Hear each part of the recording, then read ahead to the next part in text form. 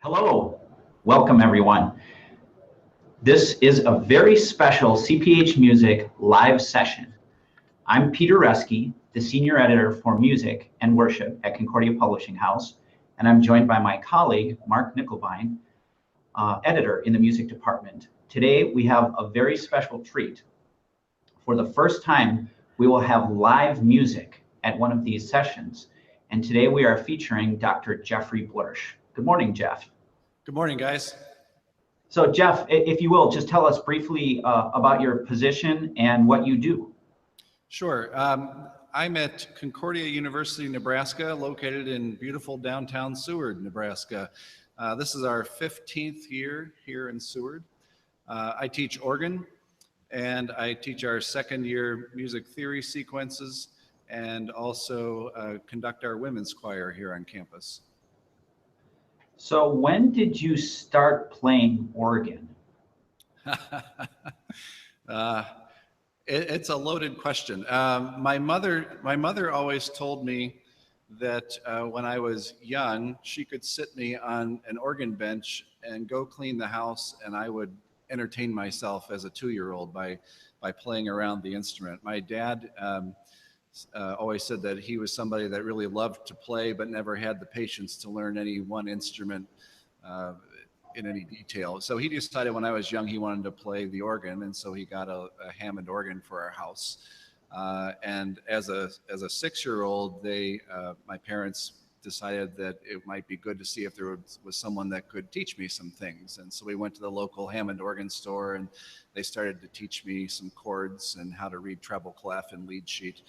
Our church organist taught me how to read from the hymnal, and eventually had me start playing a hymn while she went to communion.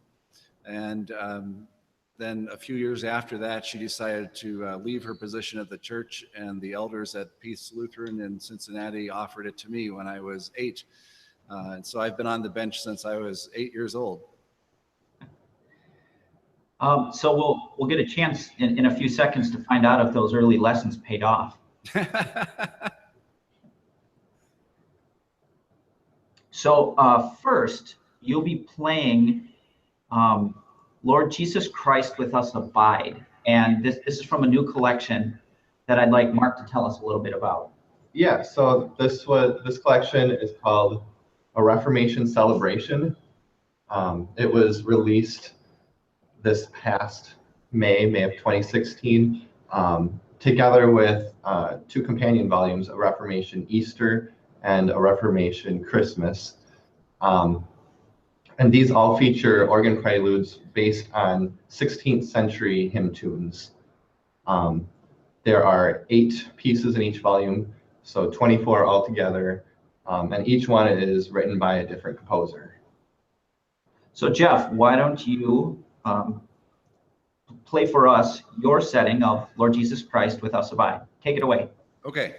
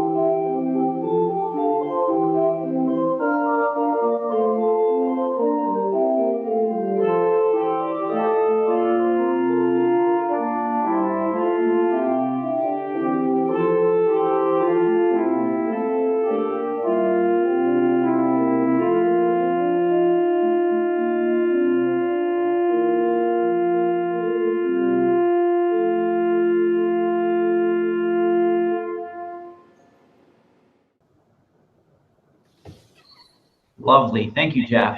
Thank you. Can you tell us a little bit about the instrument you're playing? This is a 3-manual, 38 rank cassavant here in our recital hall in our music building in Seward. It was installed in 2008, and we've been very blessed by it coming up on the 10-year anniversary of this instrument in about a year and a half. Next, we'll hear from you to play a selection from an upcoming release. We have a pre-release copy here of it. Introductions, Harmonizations, Accompaniments, Interpretations, Volume 7. And it's teal. Right. So this series, I think, started in 2005. Now coming out with the 7th in it. What makes this series unique is for every piece in here has an introduction on a hymn and a harmonization. And one thing that I really like about this collection is you often will have a hymn stanza, the text of it with the harmonization, because it matches so tightly with that text. Today, you'll be playing for us How Firm a Foundation. Right. One of the things that I like most about hymn playing is trying to match the text with musical interpretation. I learned that from a dear friend, Don Williams, when I lived in Ann Arbor. And so this is a little bit of a rustic interpretation of foundation.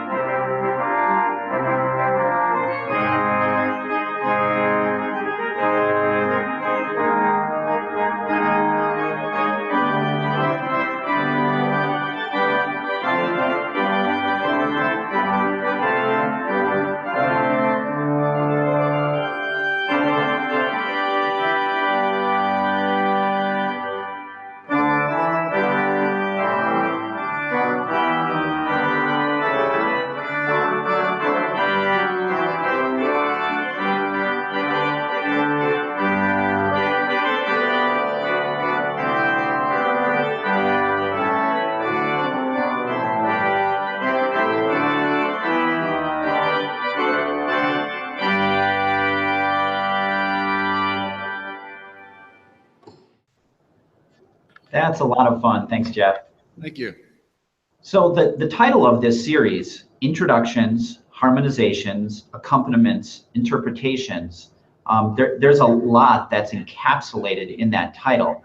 And I'm curious about your compositional process. Are these improvisations that you've done and just written down, or do you sit down and think, very methodically, I want to write something like this? How does that happen? For me, a lot of these pieces came out of improvisations that I've done playing these hymns at various services.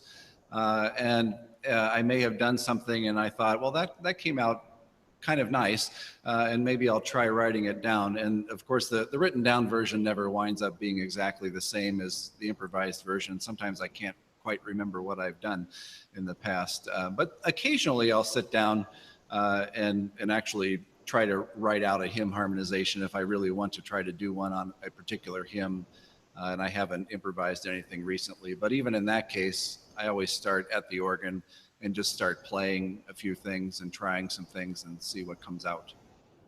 So in a small way, it's kind of like our customers playing from these collections are doing a little bit of a Blersch improvisation, or maybe a little bit of Blersch is there playing on Sunday with us. Perhaps, yeah, that's a good way to look at it. My students call it Blerschisms. Next up, we have a partita from a new series. This is also, we have a pre-release copy here. This set of partitas that we're about to hear and Introductions, Harmonizations, Volume 7, those will be released on May 1st. So we're giving everyone a taste of some music that's coming. We have a set of 6 new partitas on Reformation themes, Reformation-themed hymns. So 6 partitas, 6 different composers. And Jeff, you've written the partita on Thaxted, which goes with the hymn, "We Praise You and Acknowledge You, O God." Can you tell us a little bit about this partita? Right. This tune has been a favorite of mine and of my wife Carla's for a long time. So I was really excited when you asked me, would you do a partita on this particular piece for us for our series? Some of these movements came out of improvisations I had done, but others I had sat down and wrote specifically for this partita. It starts with I guess I'd describe the first movement as a kind of majestic march. After an initial fanfare, we have this theme that gets paired with the hymn tune, and the organ just adds stops, almost as if the march is coming nearer and closer to you as the piece progresses. The second movement can either be played as an accompaniment to the singing of the hymn, or it can be a standalone movement if you're playing it as an organ piece. The third is a trumpet tune, which I thought worked pretty well with this particular hymn tune, and I tried to capture as much as I could of Holst harmonies in that trumpet tune too, and kind of reminiscent of some of his suites for military band, I think, in the middle of that. The fourth movement is the slow movement, Reflection, that I'll play in just a moment. And then the last movement, I really wanted to do something kind of dance-like a jig. So it's set in 12/8, and the melody shows up in the pedal. So how would this partita be used?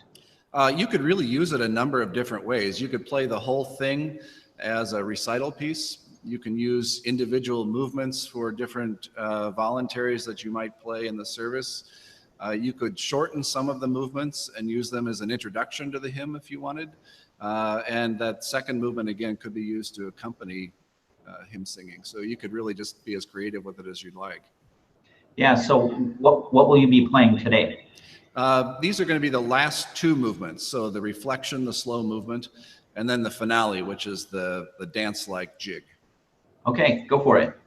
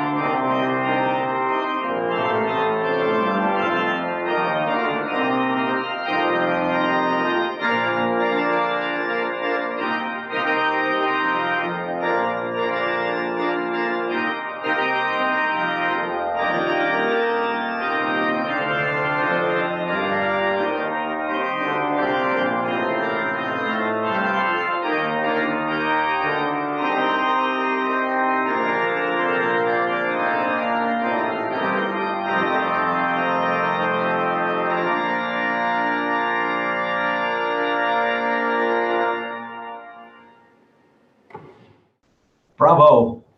Thank you. Yeah, expertly written, masterfully played. Thank you, Jeff. Thank you, Peter. I really like, and I guess most people won't know this yet, but right towards the end, you echo back to the fanfare from the first movement. Right. Bring that in just a little bit. So if people want to hear more of that first movement, you're gonna want to buy the partita. So these new titles will be available May 1st. Look for those. Thanks everyone for watching today, and Jeff, especially thank you. This has been a real treat. Thank you, Mark. Thank you, Peter. Thanks, Jeff. All right, have a great day, everybody. You too. Bye-bye.